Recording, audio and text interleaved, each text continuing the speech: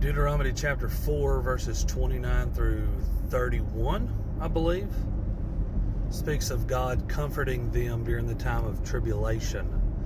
And that is Old Testament. We also see mention of John chapter 14, which is the world's gospel, being told that a comforter will come, which he did in Acts. And his main responsibility is mentioned in Genesis chapter 8, to restrain.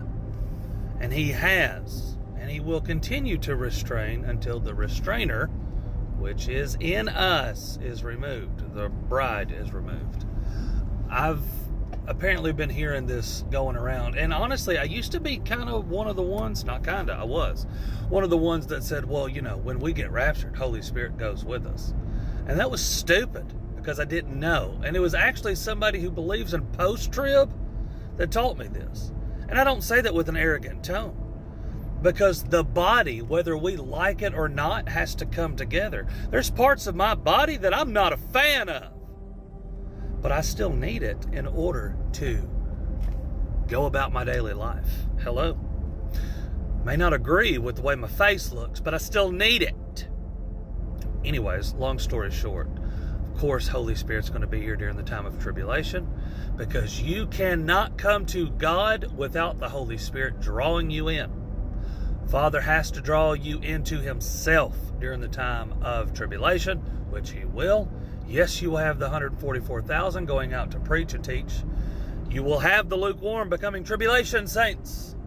You will have the two witnesses, and you will see a lot of things happening during the time. You'll also have angels preaching, which is freaking awesome.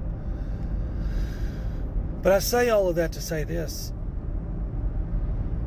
Right now, the only thing keeping grace here on this earth is the Holy Spirit, which is in the bride. The bride is the restrainer.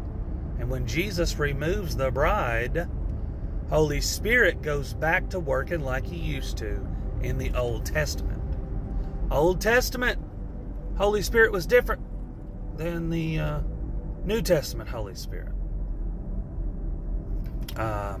For example, we have Samson, who needed strength. Oh no! Just had to rebuke my car. Anyways, long story short, Old Testament, Samson was a great example of this. He called out to God, give him strength one more time to do something miraculous for him. Holy Spirit came on him. He did the miraculous thing. Then Holy Spirit removed himself and he died. Guys, that's the difference between the age of grace and the age of the law, or wrath. Romans 4:15. We're not under the law, so we're not under wrath. We're under the age of grace. Now, when Jesus goes back to dealing with the Jews and those left behind, unfortunately, law will be back in play. I believe so a lot worse, because Noah had law, getting your head chopped off. And we also see that being mentioned in Revelation 21:4, the tribulation saints beheaded for their faith. Anyways, yeah, Holy Spirit's going to be here. Holy Spirit's just going to be going back to the old school ways, while God, Jesus, is pouring out wrath. Wrath from the Lamb, Revelation 6:16. In two ways.